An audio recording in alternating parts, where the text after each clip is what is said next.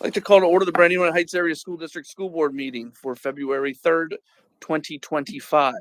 Could we please rise for a Pledge of Allegiance? I pledge allegiance to the flag of the United States of America and to the republic for which it stands, one nation, under God, indivisible, with liberty and justice for all. Could I get a roll call, please? Mrs. Eisenhurst? Here. Mr. Hefner? Here. Mr. Hohenschultz? Here. Mrs. Hume? Here. Mr. Reitenauer? Here. Mr. Sheets? Mr. Sheets is not able to make the meetings. Mr. Stubitz? Here. Mrs. Walliser? Mrs. Walliser will be making meetings. She just is going to be running a little late. And Mr. Wagner. Oh, here. All right, so we're going to take the agenda just slightly out of order here. We have a presentation from our auditor. I'll turn it over to you, Nicole, to make the introduction.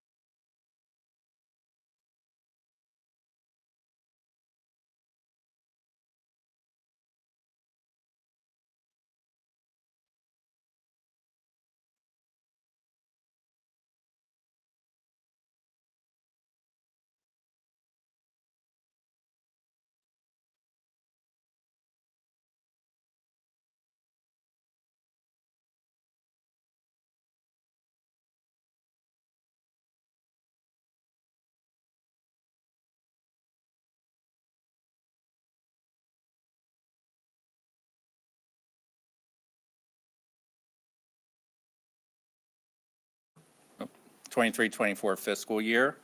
So just going to provide a summary for you. There should be a couple items that you received from us. So I just brought our bound audit reports today down for you. We did deliver the final audit report, I believe, on Friday.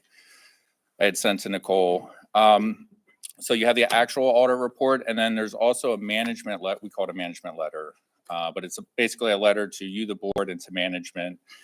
It's just a few pages long.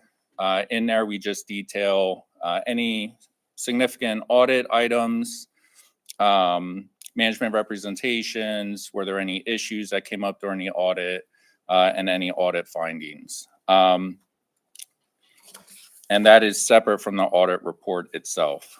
So happy to report we didn't have any issues as far as getting information from management. They answered all of our questions, provided all the necessary backup and financial records for us to be able to complete the audit.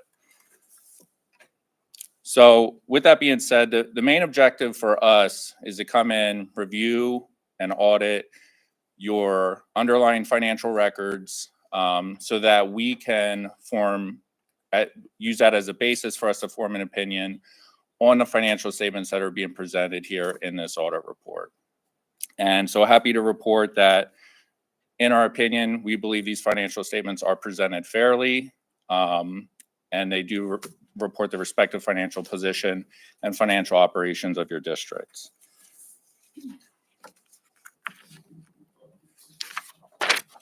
So just briefly go over some quick high-level financial highlights for you guys. Here we have your budget versus actual. Again, this is just a summary for the general fund. So you had budgeted for the year total revenues of $35.6 million. Your actual results came in at just under $37 million. So you had a positive variance with your budget of $1.3 million in revenues. Your budgeted expenditures were $35.8 million. The actual expenditures for the year were $35,350,000. So again, there you had a variance of just under $500,000 that you came in under budget for your total expenditures. So actual surplus during the year of $1.6 million. And then you did have some other financing uses of $790,000 for a net change in fund balance of $840,000. So your fund balance for 23-24 ended at $12,427,000. And here I just have a breakdown of your fund balance at June 30, 2024. Again, this is of your total general fund balance of $12.4 million. You have some that's considered non-spendable. That's in the form of prepaid expenditures. You have some fund balance that is restricted from outside third parties. This can be for legal settlements, agreements, and then also restricted donations. You have committed funds for the PSERS rate stabilization of $1.5 million. And then you committed fund balance for self-insurance expenditures of $760,000. Assignments, these are not done at the board level, or not required to be done at the board level, but these are just additional assignments of fund balance for future use. Of the total assigned fund balance, you have just over $300,000 is assigned to balance your 24-25 budget. And then you have various other assignments in there. The large ones being for future maintenance of $2,750,000, and then possible issues related to state budget of $2.5 million. And so you're left with an unassigned fund balance in the general fund of $2,885,000.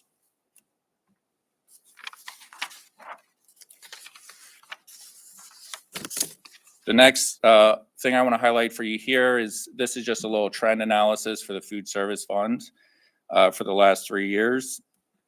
So for June 30, 24, you had operating revenues of $270,000, operating expenses of $780,000, and you showed an operating loss of $510,000.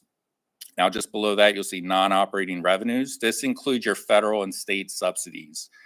You received $620,000 in non-operating revenues, so you're showing a positive surplus of $111,000. And that's, again, non-operating revenues. That's federal and state subsidies, just showing how much of the food service fund is funded by your federal and state grants and subsidies. Below that, we just add back some non-cash items. So the food service funds, is what we call an enterprise fund. It's a business type fund, so it's reported on the full accrual basis of accounting. So we have to factor in or account for long-term liabilities, and that includes your pension and OPEB. Those items are not accounted for in a general fund because that is accounted for on a modified accrual, which is closer to a budget type basis of accounting. So we back those long-term items out here to sort of smooth out or show your surpluses, profits, or deficits over the years closer to a cash basis type results. So for June 30, 2024, backing out some of those non-cash items, including depreciation, you still had a surplus in the food service fund of $123,000.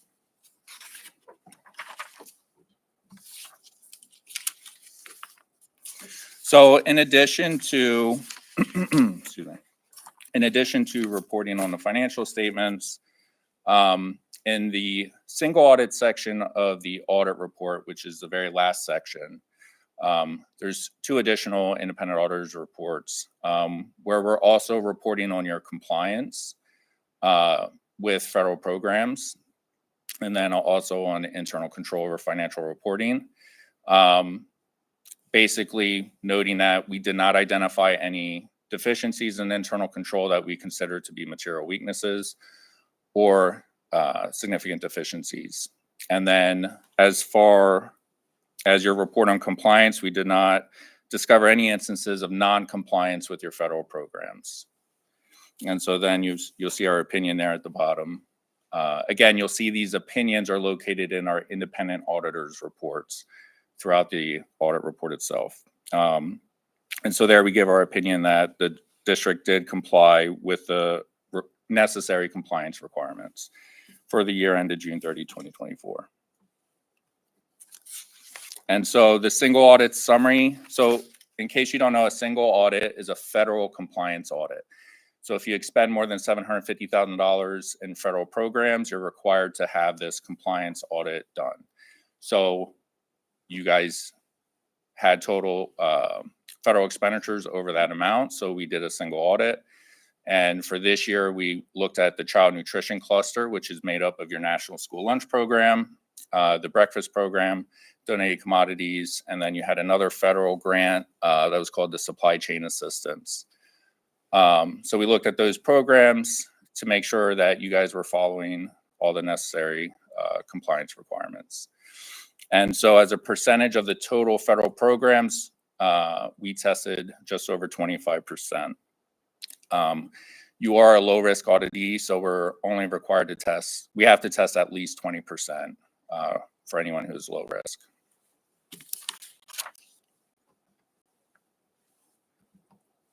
And that's all I have for you. Any questions?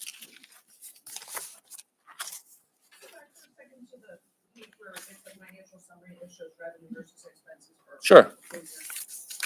So 1.3 million in revenues, more than we Budgeted, expected. right. Can you just remind us, I imagine some of that is real estate transfer taxes, but tell us what else besides that would be. Yeah, so, interest, the big one, I think we were like 200,000 over. But the big one was really the PCCD grants. Like for example, we got just under 500,000 for the camera upgrades district-wide. So that came in after the fact. I should say it wasn't in the budget.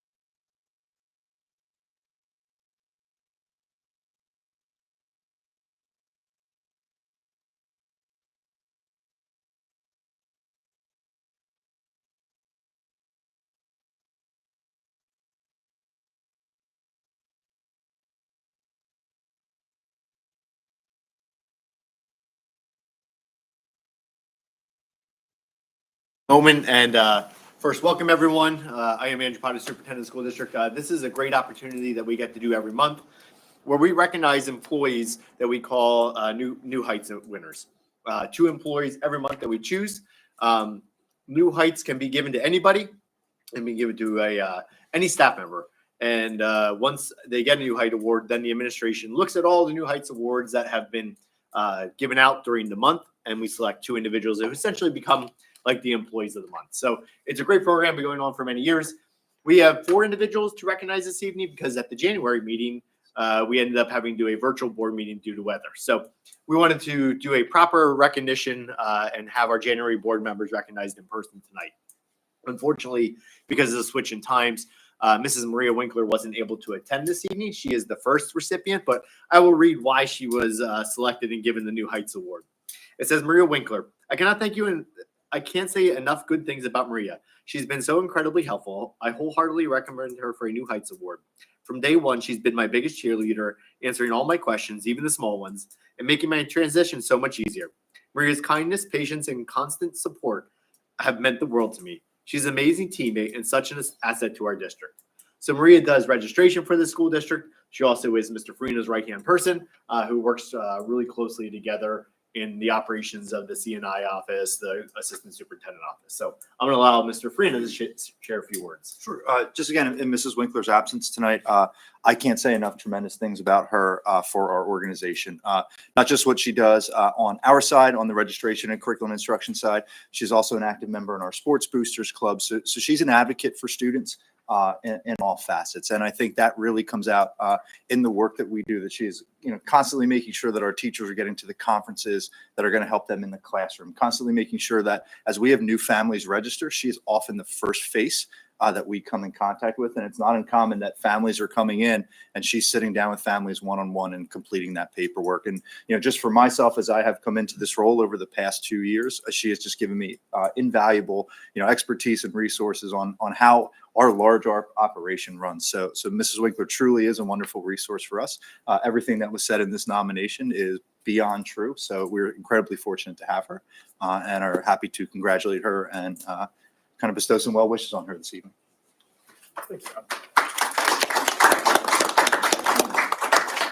Our next New Heights Award winner from January is Andrea Hartline. So Andrea, if you don't mind coming up, and Nicole, if you don't mind coming over.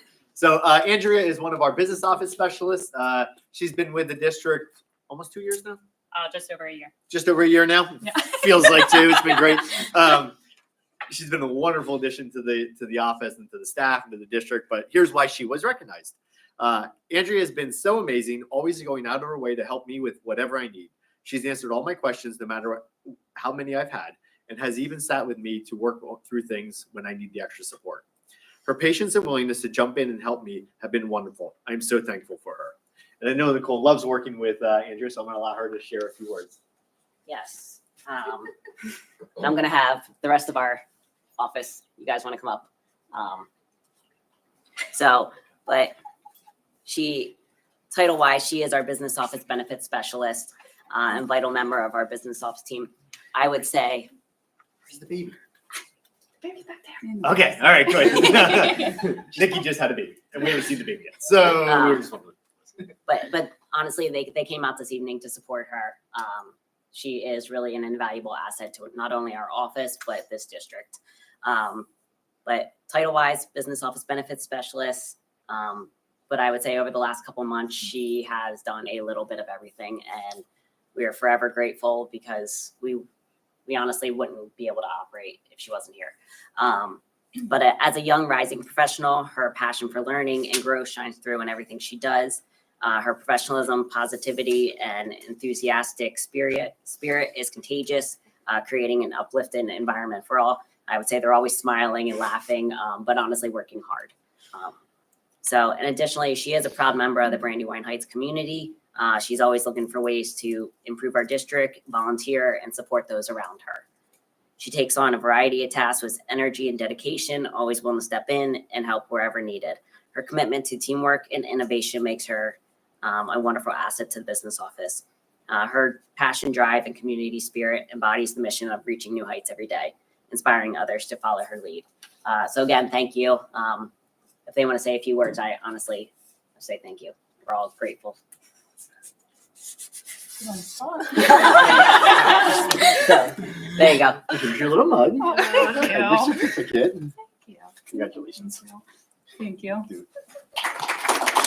Thank you. Thanks, Fred.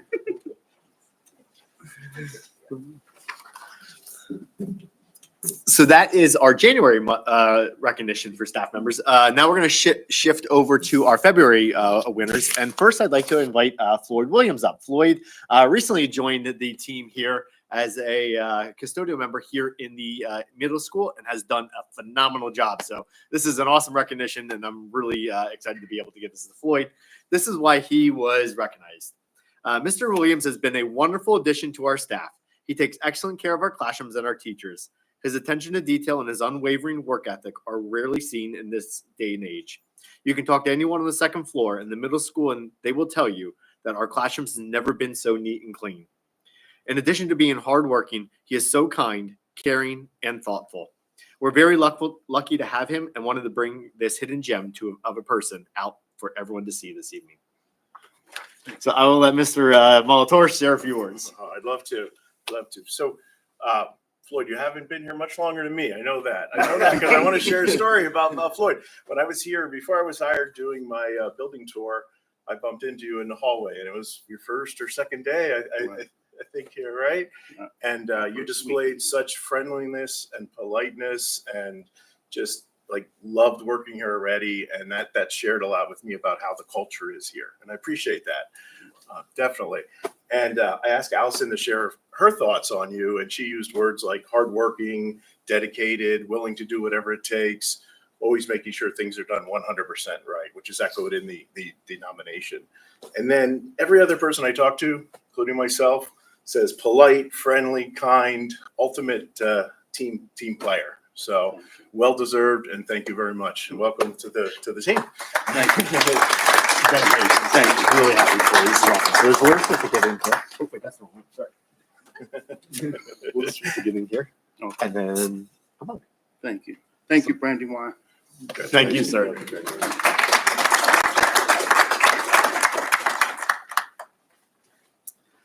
And then the final recognition for this evening is Mrs. Lauren Beam. Lauren just joined us as a first grade teacher this year and has been doing a phenomenal job. This is why Lauren was recognized.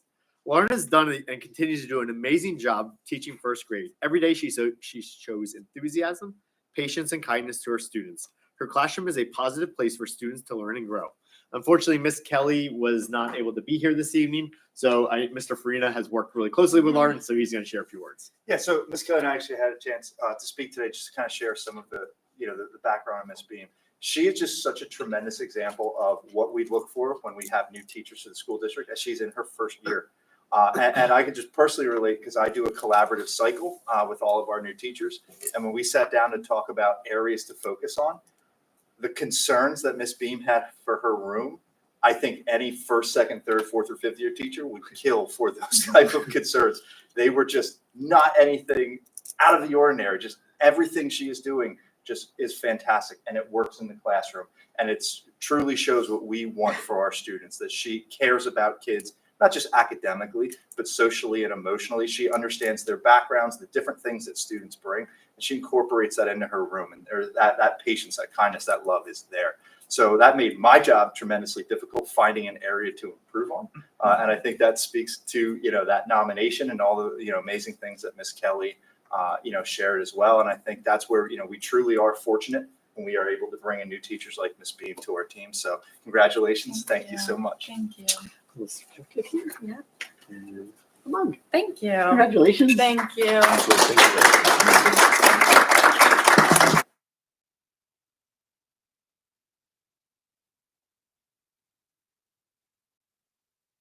With that being said, we have one more recognition this evening, and that is for you as a school board. So I had a few words to say.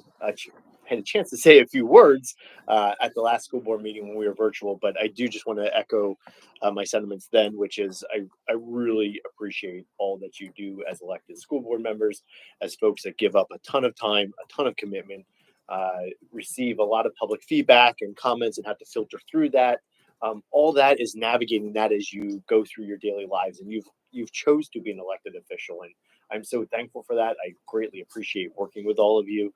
It truly makes my job so much easier in leading the district when I have your support and your guidance here behind me. So it is truly a pleasure to be able to work with you.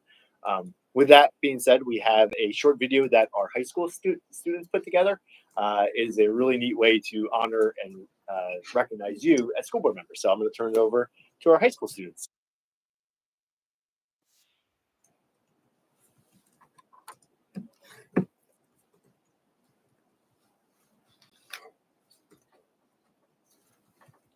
Maybe.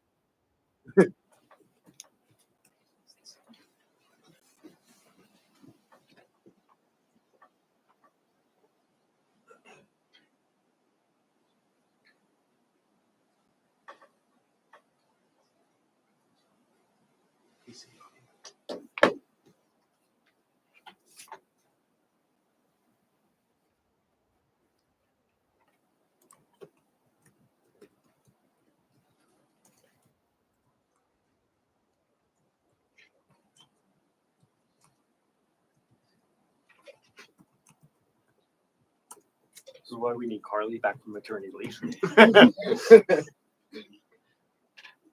You were only kidding, bud. Yeah. Save it for next month. Yeah, we might have to. I might have to send it out to you. No. Okay. So it's a very touching video, and I'll narrate it through. We'll send it over to you.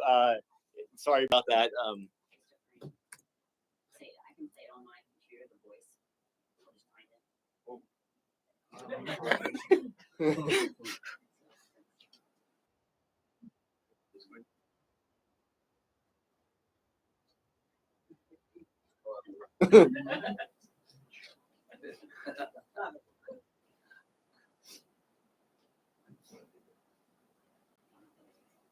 All right, we'll send it out to everyone. This evening, you also have a certificate that's in front of you, as well as we took the New Heights mugs that we typically do, and we had our engineering students over in the wood shop laser engrave these with the Bullet logo. So you have now your own special Bullet mug. So congratulations, and thank you for all that you do again, and for the opportunity to work with you. I greatly appreciate, and I truly mean I greatly appreciate the 9U. It is a wonderful opportunity. So thank you for all you do. Would you like to do the grant acknowledgements? So yeah, thank you. We do have grant acknowledgements that we are happy to share with you. It is part of our operational procedures that if we do receive grants in the school district, we need to recognize those. But this is also a celebration. Mr. Farina, in taking over this role, has done an amazing job of going out and securing grants, and his grant writing ability has truly allowed us to secure so many additional thousands of dollars in grants that we otherwise did not see before. So a lot of this is a true credit to Mr. Farina and all his hard work and dedication. But it also is a celebration to see all these additional funds and opportunities come into the school district, which opens up a ton of extra doors. So I asked Mr. Farina if he would just share just a couple quick highlights about these grants that are on here. This is only a small snapshot of the grants we've received this year, but it's the ones that most recently came in. Sure. And I appreciate those words. And I do must say that grants really are a team effort. There's a lot of fiscal accountability that goes to that. So I have tremendous assistance from the business office, and there are grants that I don't write that are more tied to other operations. So like the summer feed program came from food services, Ms. Delgarico, Mrs. Koleski. The one grant up here is a combination between myself and Mrs. Koleski. So it really is a team organization, and it is a team effort. And as we look at rising costs, this truly is a way to, leverage alternative funding to benefit the school district. So through our fall grant cycle, so a lot of the grants that we write in early fall, they are awarded around this time of year. So that's why you see a number that are up here this year or at this time, as opposed to as they kind of trickle in. These are ones that would have been due in early fall, so they get awarded now. So the first two are for our agriculture program right through the Pennsylvania Department of Agriculture. The $25,000 grant is going to support the greenhouse. So as we look to add a greenhouse space for our new ag program, this is a grant that, when you look at $150,000 greenhouse expense, this cuts down the cost of that to, percentage, in addition to some of the grants that we received from Senator Pennychuck's office to assist with the greenhouse as well. And then that second grant of $7,500, that's to assist with some of our new coursework. Myself and Ms. Schiller, we felt that our animal science courses are a good area to attract some curricular dollars. So some of those life-size models that the students are going to benefit from some of that hands-on learning. We wrote a grant and we received that $7,500. So over $32,000 from the Department of Agriculture. And then there are typically additional grants for ag that come up throughout the year. The Berks County Community Foundation is an organization that I can't say enough about. We've received a number of grants through them over the past few years. And most notably at this time, we're receiving two.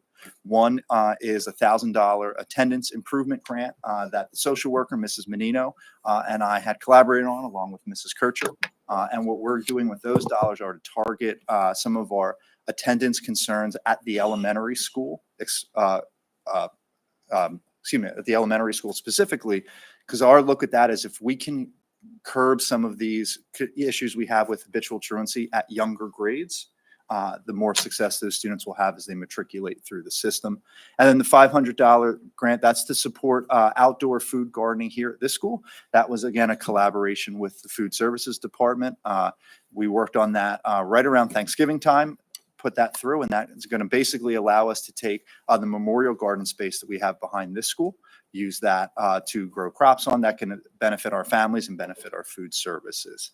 And then the last one for this year, within this is a little under $2,000 grant from the Pennsylvania Association of Rural and Small Schools, PARS. We're really excited about this one, not so much for the dollar amount, but Mr. Pottinger sits on the board of PARS. So we assumed we would never get the PARS grant because he is on that board.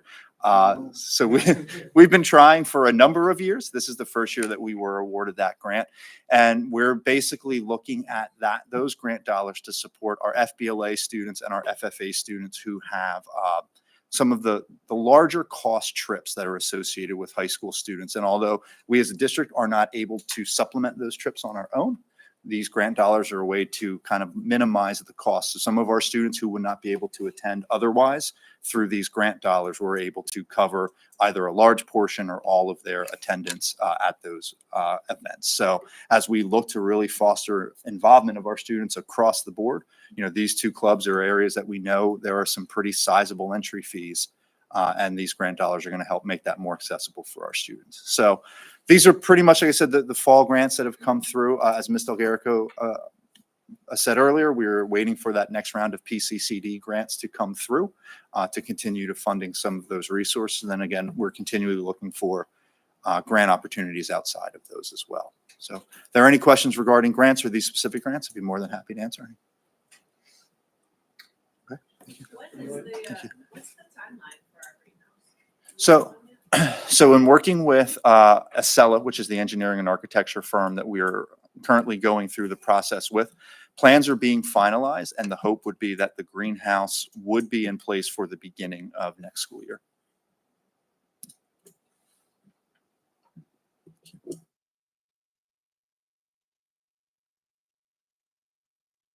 All right, moving on to student board representatives. We are down 3 students because of basketball. So the floor is yours, Kendra.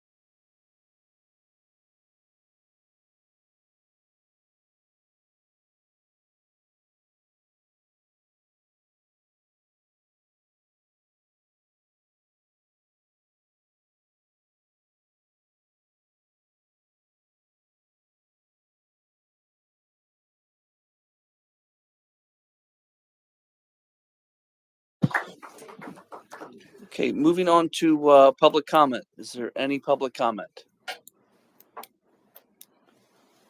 Hearing none. Board of Directors report. Can I get a motion in a second?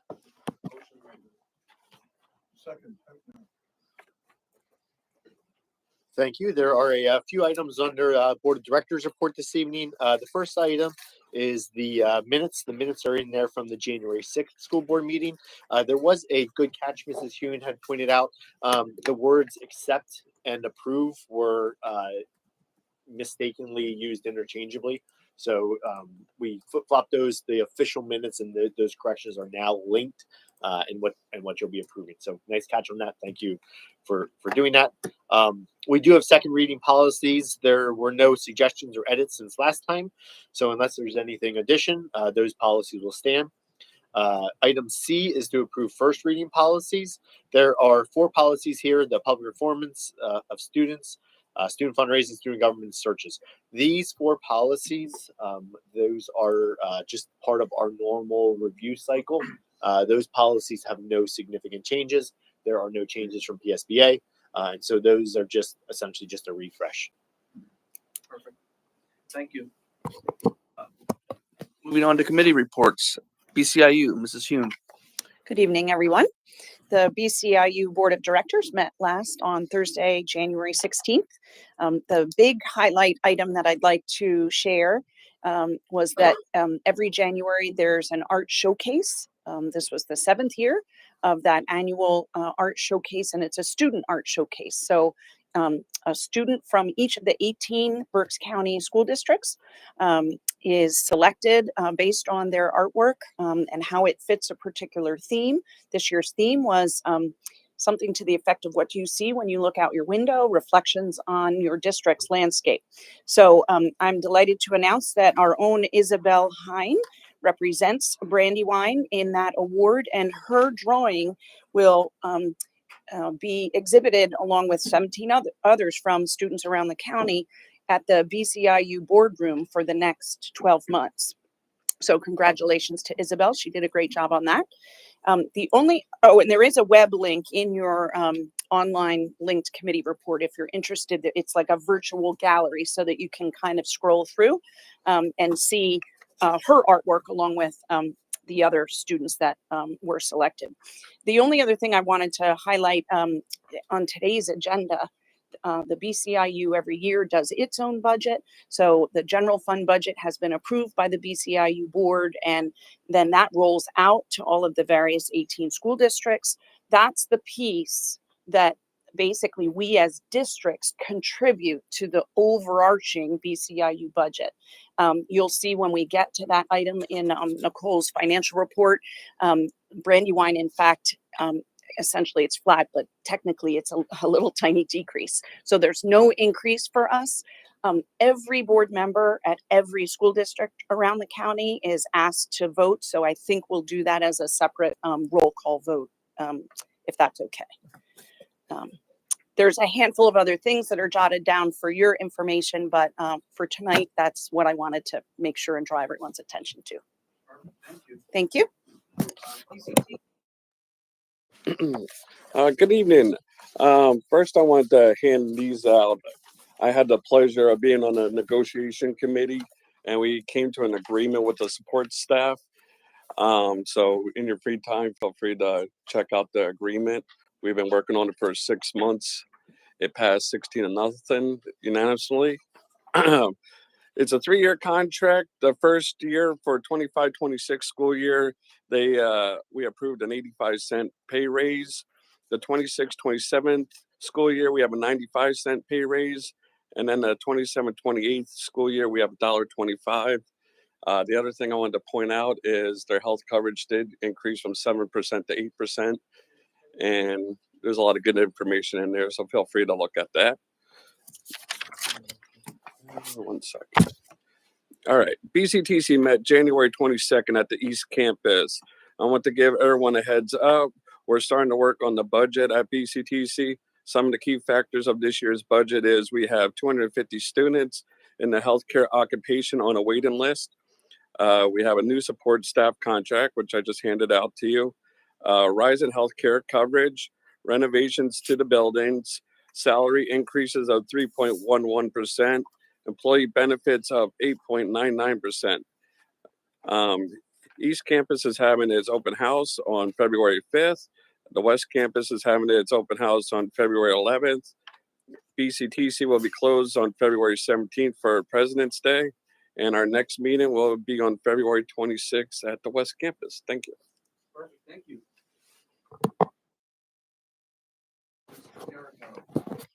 Thank you. So we did not have a meeting, but our next scheduled meeting is March 27th. Thank you. Same thing. We did not have a meeting, but our next meeting is Tuesday, April 8th at 9:15. Thank you. Policy Committee, Mr. Reitner. Nothing at the moment. Just refer to the agenda, please. Negotiations Committee, Mrs. Eisenhart. Nothing to report. Diane. Strategic planning, Strategic nothing to planning, report yes, as well. sorry. That was last month. And Building and Construction Committee. Just two quick updates. The high school stadium project is still moving forward. Slowed down a little bit with the weather, but right now we are still working on designing the press box. So that is moving forward and looking to go out for public bid pretty soon. And then the steel framing for the new sign, the new scoreboard, has been installed. So that did happen. So that's exciting. In other news, the solar project that we had done a presentation on, I might have been back in the November-December meeting. We did meet with two different vendors. McClure was the company that unanimously the construction committee wanted to move forward with. And so we are going to be working an administration and we were going to be moving forward with McClure. We've been working closely with them, particularly right now for the grant. We're eligible for a $300,000 state grant. And so we did apply for that. And we're waiting to hear back from that. It'll be a couple months till we hear back from that. In the meantime, we're going to start moving forward with designing the solar project.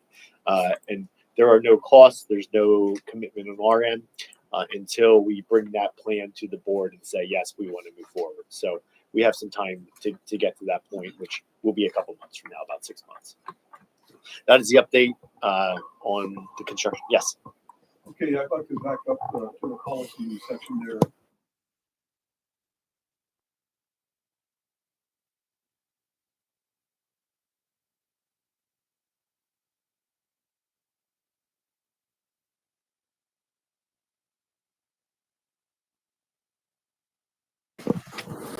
The status of Title IX as we know it, the United States Department of Education Office of Civil Rights released a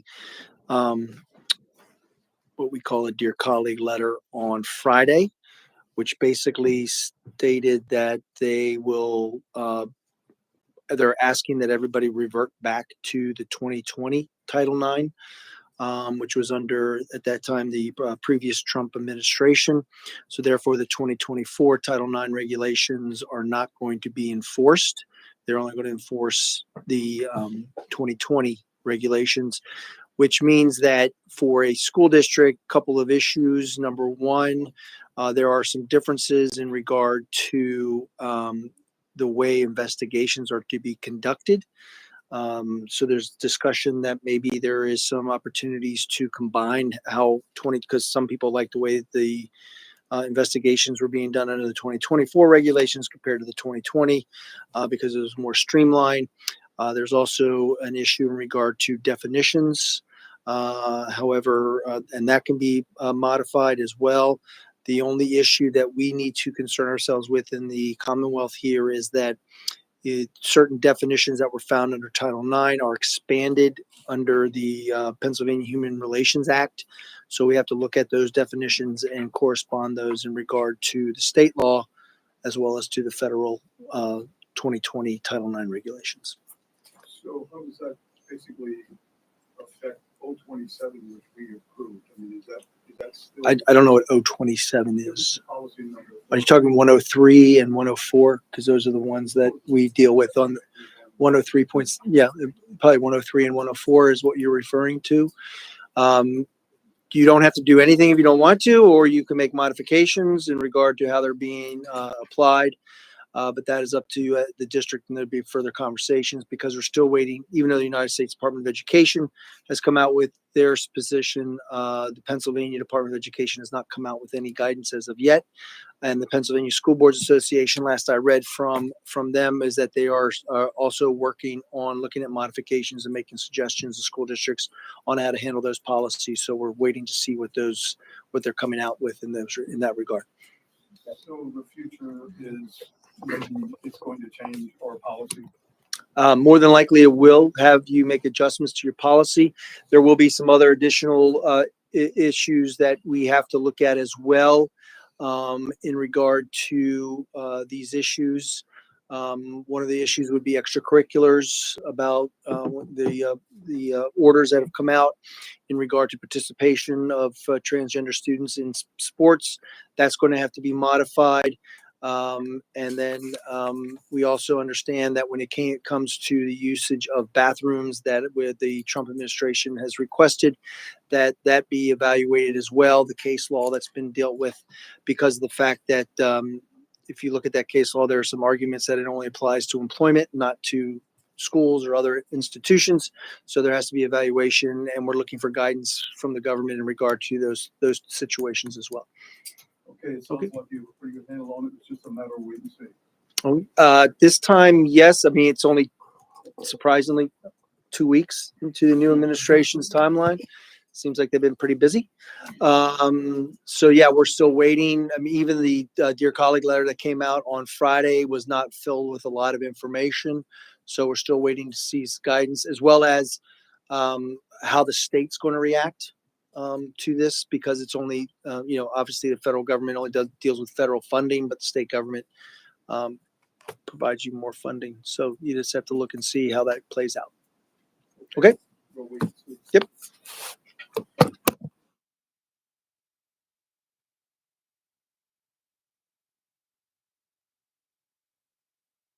Mrs. Eisenberg, Yes. Mr. Hefner, Yes. Mr. Hohenschildt, Yes. Mrs. Hughes, Yes. Mr. Rittenhouse, Yes. Mr. Stubitz, Yes. Mrs. Wallizer, Yes. Mr. Wagaman. Yes. 8 yeas, the motion passes. Thank you. Business and operations report. Can I get a motion in a second? Before you get the motion Okay. second, just remember, we're going to be doing a separate roll call vote on I as part of the motion. Motion right now. Second, Stevens. All right, thank you and good evening, everyone. As usual, we will start off with the bills list and the financial reports. For the bills list, we'll start with the general fund bills through or checks through February 3rd. For general fund is totaling $924,750.16. Item B, food service fund bills totaling $49,556.98.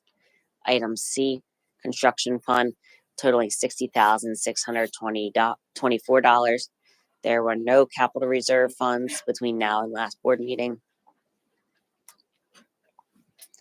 And item E is the financial reports through November 30th of 24. We have the revenue and expenditure reports for items 1 through 4. The investment schedule is item 5. And then we have student activity and trust funds report. Are there any questions about those? No. All right, so moving on to special ed pupil services. There are 2 items here. The first one is to approve an agreement with the Meadows Psychiatric Center for the 25-26, 26-27, and 27-28 school years to provide specific services to students as needed. They were outlined in the agreement. The cost is $100 per day. This is actually up from our previous agreement. It was only $67 per day. So there's a little bit of a hike there. Item 2, there is no cost to this. There's to approve a 2-year agreement, January of 25 through January 27, with RHA Health Services. We formerly know them as Salisbury Behavioral Health LLC out of Bethlehem, to provide student services as attached. So really, we're really that conduit between the agency and the family. but it really works through their insurance. We just kind of bring them together. So item G, curriculum technology.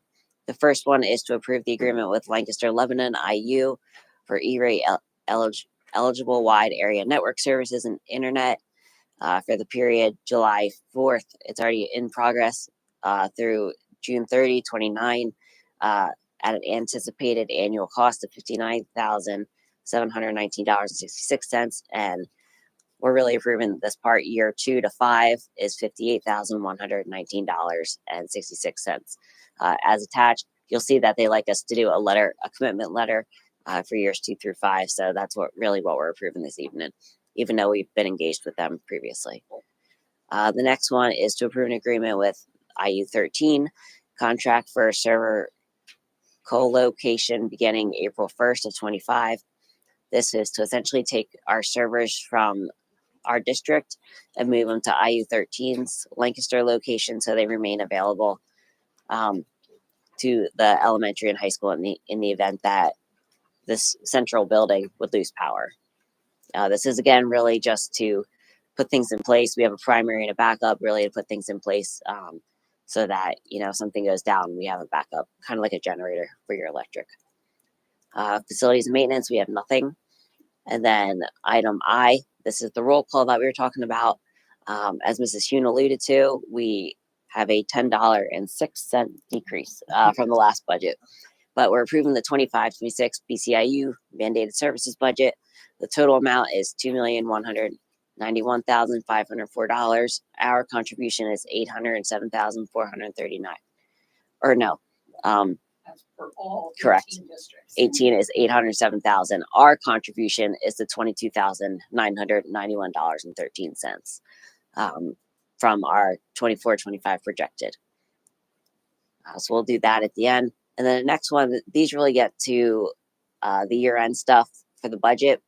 Kind of shown earlier in two versions with Hank showing his, and then obviously in the budget presentation, you kind of saw the big total. But the first one is to assign $725,000 from unassigned to the maintenance fund.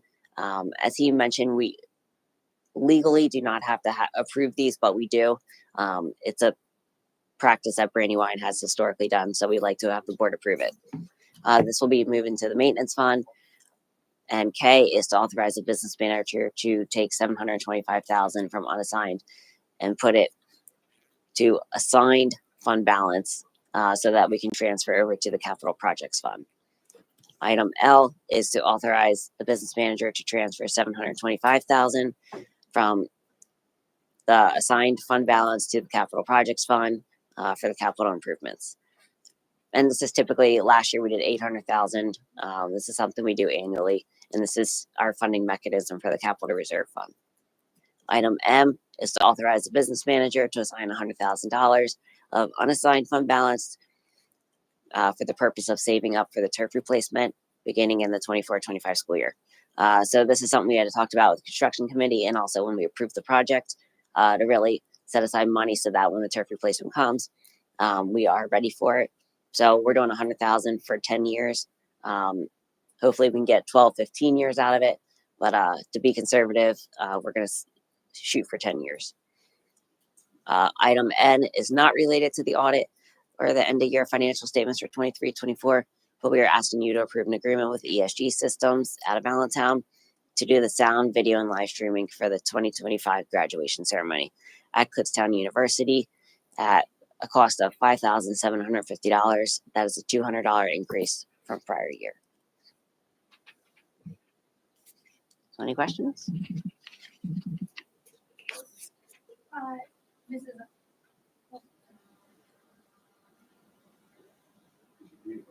No, I was just any additional questions. So with that being said, we will vote on everything except for I. So could I get a roll call for everything under business and operations except for letter I? Mr. Hefner, Yes. Mr. Hohenschel, Yes.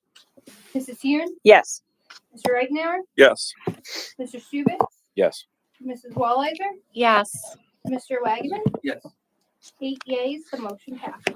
All right, now can we get a roll call for letter I under business and operations? Oh, sorry. Mrs. Eisenhart, sorry. Yes. Now it is. Mrs. Eisenhart, Yes. Mr. Hefner, Yeah. Mr. Hodes, Yes. Mr. Reitnauer, Yes. Mr. Stubitz, Yes. Mrs. Hune, Yes. Mrs. Wallizer, Yes. Mr. Wagman, Yes. 8 yeas, the motion passes. Perfect, thank you. Superintendent's report, can I get a motion in a second? Motion right now. Second, Hefner. Floor goes to Mr. Geiger. Couple items under superintendent report this evening. The first item is an overnight field trip. Whenever there's an overnight field trip, the board has to approve that trip. So the first one is for our FBLA state competition. This is going to be held on April 6th to April 9th, and it's for 14 students. It is held up in Hershey. The neat thing about the trip this year is typically it's about $489, so it's a pretty costly trip. Mr. Farina talked about this earlier about the PARS grant, and so we're going to use that grant to offset some of the costs for the students, as well as a donation from the Education Foundation that was directly contributed towards this effort, which is another $1,500. So in combination of those two, it'll actually drop down the cost for students down to $75, which is a significant decrease. So that's a great news item. Item B is also an overnight field trip. This is for 2 students to attend the district chorus concert and rehearsal that's going to be held at Twin Valley on February 6th. And February 7th. So another great news item. We have 2 students that are going to be in district course this year. Item C is to approve a third overnight field trip. This is for our FFA to attend the 2025 State Legislative Leadership Conference. That'll be in Harrisburg, and that'll be from March 23rd to March 25th. And the cost per student on that is $195. That's for approximately 8 to 10 students.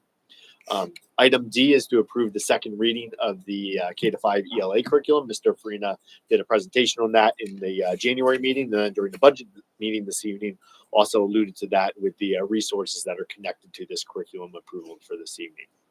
And then item E is to approve a conference request for myself to attend the annual P&C event. It's going to be on Monday, February 10th. It's just to go to the event for the day.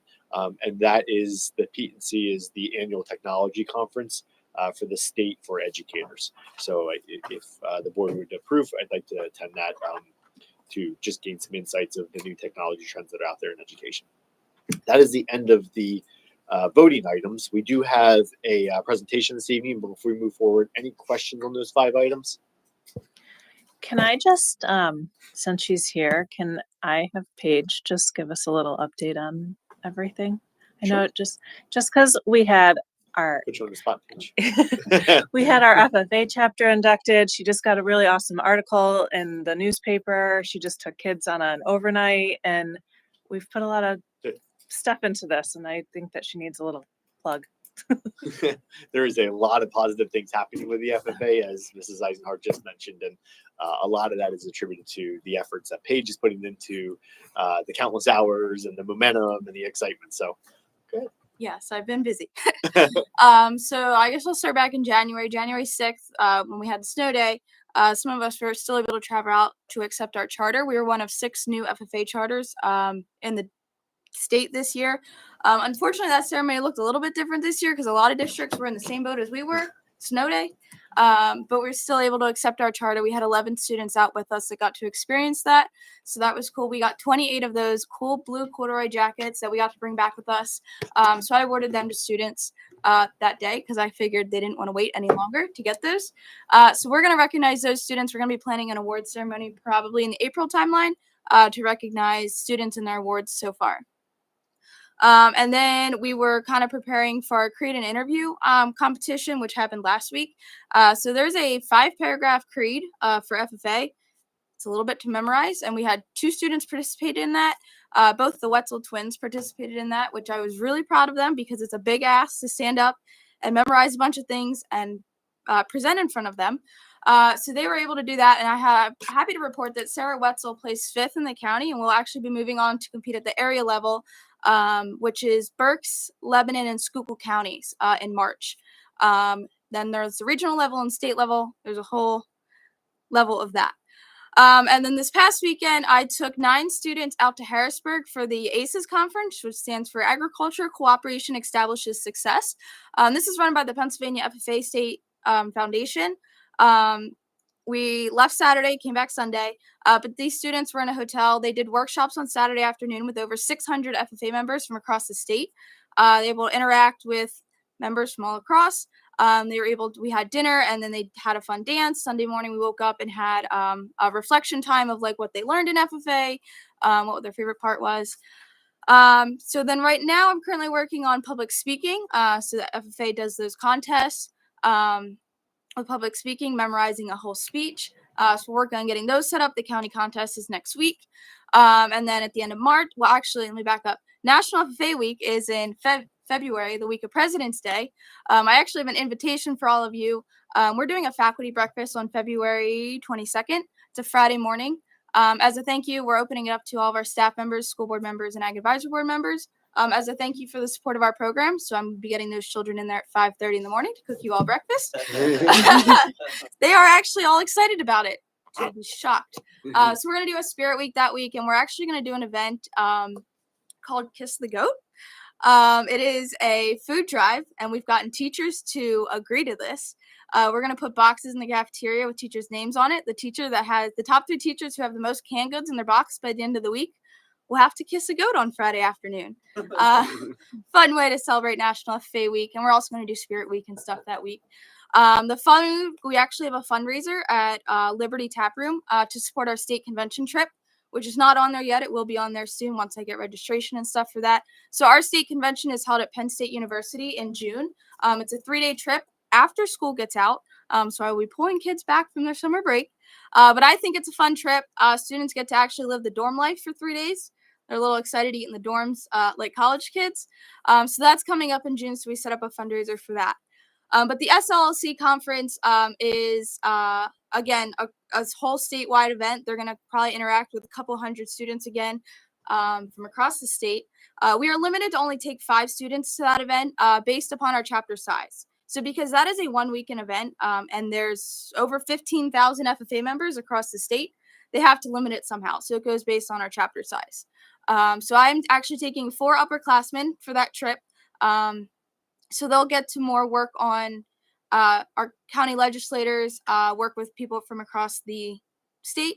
So that'll be a fun trip. I never actually got to attend that trip as a student, so I'm excited to see through their eyes what that trip looks like. But I think that's all that's going on right now.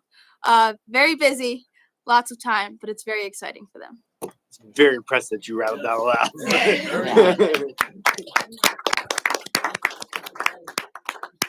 Yes, yes. Did we have a budget money for a goat?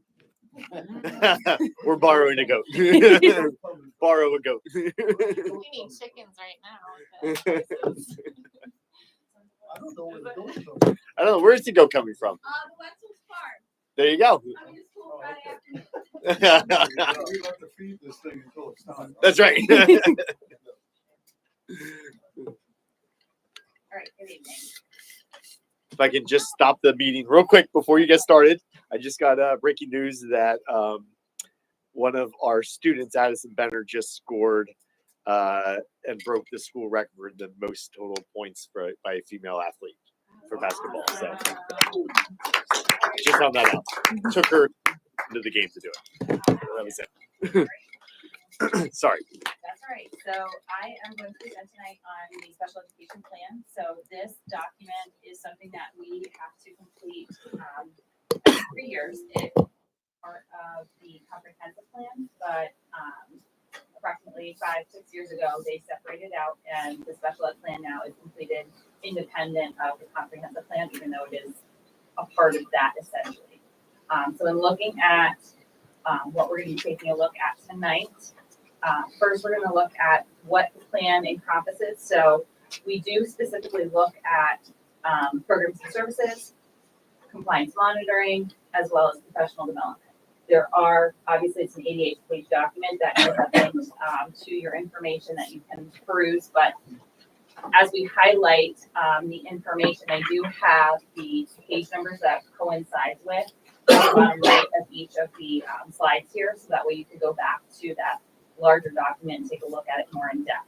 So when we're looking at the actual purpose of this plan is to ensure that our students with disabilities are receiving appropriate and effective special education programs, and that we're really looking at the programs that we're utilizing here in the district and what our student outcomes are in reference to their performance, the least restrictive environment, the scope and sequence of our programs that we offer K through 12. So as we look at our profile, right now we have approximately 318 students that are in special education that are receiving services. When we look at the disabilities that we serve, it's marked there for you. Obviously, our largest portion is our students with specific learning disabilities. And then it looks specifically after that, the second category is our other health impairment, followed by our autistic students, and then our speech only students. Now, remember too, our other students that are in those other categories also do receive speech and language services. So when you see speech and language impairment at 35 students, that is solely the students that just receive that as a service standalone. So it's not in addition to being identified as learning support with a specific learning disability. So those students could have that as well as a secondary speech service partnered with that. When we look at our programs that we're offering, we talk in the plan about our reading programs that include Read 180, System 44, the Sunday program, our Wilson program that we started last year with training some of our teachers in. We've been utilizing things like our attainment programs in our low incidence autistic classrooms. We've also been utilizing some direct instruction programs like Reading Mastery and Connecting Math.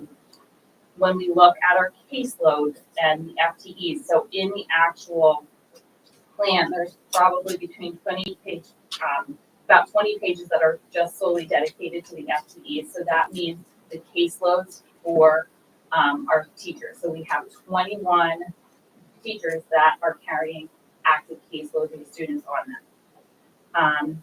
When we look at special education facilities, so that's probably another 20 pages within the document. It looks at every classroom according to each building and how we are designating the use of that classroom. So when you see emotional support 3, that does not mean we have 3 emotional support classrooms. That means that we have 3 rooms across the district that offer some type of service to those students. So don't confuse that with thinking that that's a teacher in that classroom that has an emotional support caseload. So it's solely talking about the facility and having that room available to serve those students. When we look at the next slide and looking at our identification method. So according to the federal government and the state, we have to have an identification method of how we are identifying our students with needs. So when we get a referral in, our school psychologist team utilizes a discrepancy model. So that is our method of identifying students. And that model specifically looks at IQ achievement and then also patterns of strengths and weaknesses in order to determine through their testing where that student would possibly be identified on their continuum of services.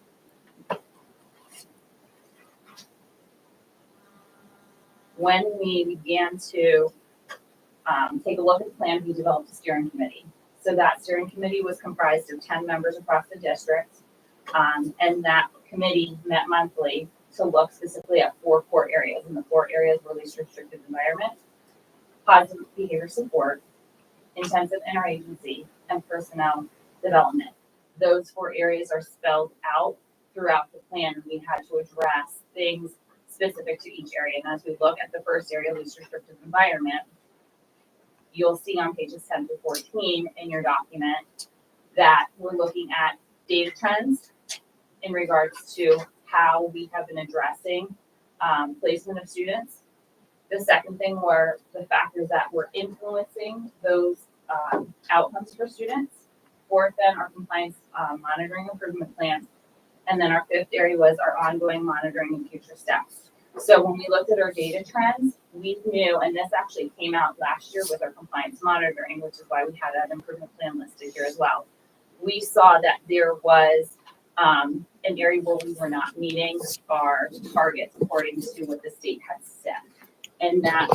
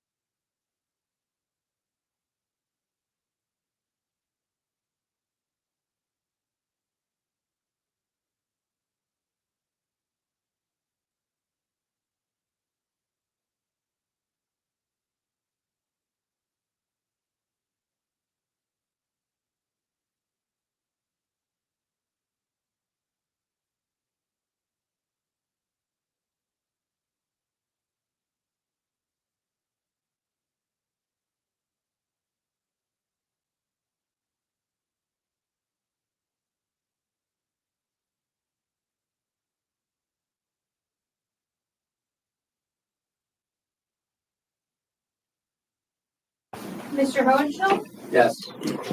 Mrs. Hughes, Yes. Mr. Regnauer, Yes. Mr. Stuban, Yes. Mrs. Wallizer, Yes. Mrs. Eisenhart, Yes. Mr. Hefner, Yes.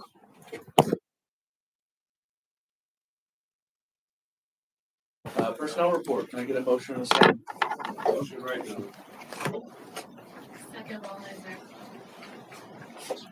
All right, a couple items under personnel report this evening. We have the retirement of Mrs. Donna Klein, who's been our head cook for working in the district for 30 years. So that is a huge accomplishment, and we wish her the best of luck in her retirement. She will be retiring May 22nd. Item B then is a change of status. Mrs. Megan Ruth, we're looking to make the change and have her be the replacement for Donna moving forward. On the next page, we have support staff appointment, and that is for Miss Reichman to the accountant part-time hybrid accounting position. So it's a 12-month position, 20 hours per week. It's a new model, and we're asking for the support for this position to help offset and help the business office and primarily Nicole allow her to complete her tasks. We also have the appointment of Mr. Miller as the middle school math LTS. He's going to be filling in for a medical leave that's going to be happening in the spring. We also have connected to that F1. So if you go to the bottom there, the very last item is the approval of Mrs. Lisa Weidemeyer to be the mentor for Mr. Miller. So those two items go together. Under the co-curricular improvement appointments under the spring co-curriculars for this evening, you'll see an update of Jeffrey Appleman, a connection to our third grade Appleman teacher. So that's a pretty neat connection. He is coming to us with a lot of experience as a softball coach. So we're looking to place him as the head softball coach, filling the big shoes of Don Roach. We do have four openings. We have a baseball assistant opening, middle school baseball assistant opening. We have a high school boys assistant opening. We have a track and field throwing coach assistant, and then a high school esports assistant. So those are the four openings we have for the spring that are still we're still working through. Mr. Patelli is doing a very nice job working through that, doing a lot of effort to build the coaching capacity and meeting with all the coaches one-on-one currently. We also have the appointment of Mrs. Dawn Harricle. She's going to be serving as a substitute school nurse. She's a parent in the school district, so that's very exciting for us to have some additional capacity. We have two leaves. The first leave is from December 16th until January 29th. That leave did happen already. And then we have a second leave that's going to be for one of our support staff members, and that's for February 3rd to March 3rd. That is being backfilled and supported by our internal staff currently. And I talked about F1 already, which is the approval of that, the mentor position.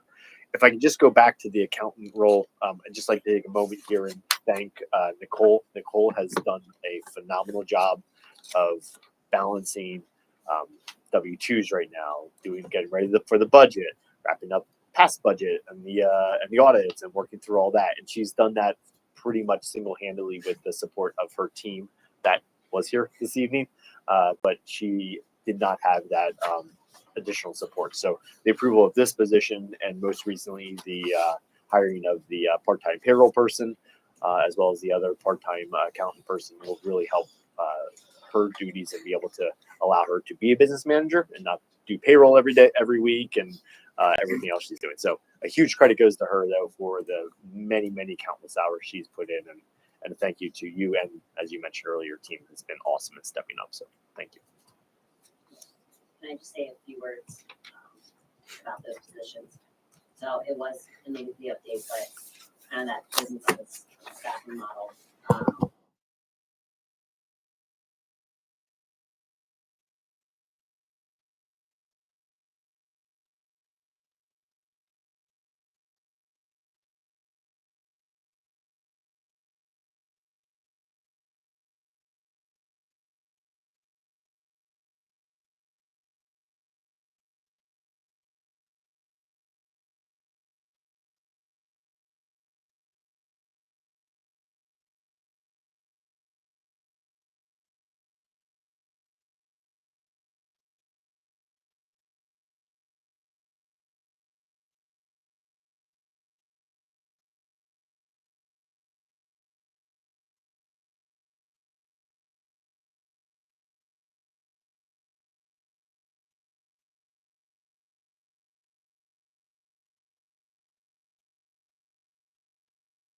Mrs. Hughes, Yes.